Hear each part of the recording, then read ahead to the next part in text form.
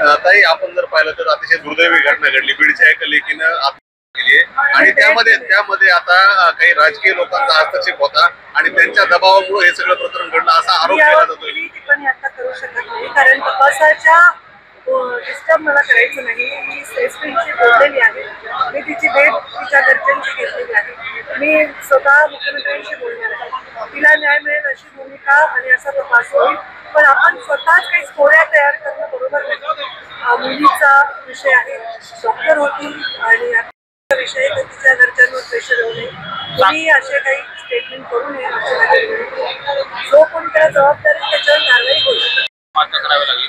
आता ज्या ऊसतोड मजुरांना तपासणी करत असताना तिला चुकीचे रिपोर्ट द्यायला सांगितले गेले असं तिच्या पत्रामध्ये देखील उल्लेख आहे. मी एखादी माझं जेव्हा होत असतो त्यावेळी त्याच्यातल्या तपास फार नाजूक असतात.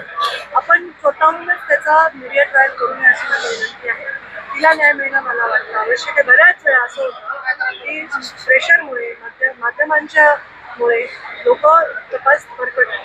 मला तपास भरकटायचा नाही, मी फार नियमात चालणारा व्यक्ती आहे आणि तिला न्याय मिळेल. कारण ऑलरेडी मला वाटतं एकाला अटकही झाली, दुसरं सरेंडर झाला.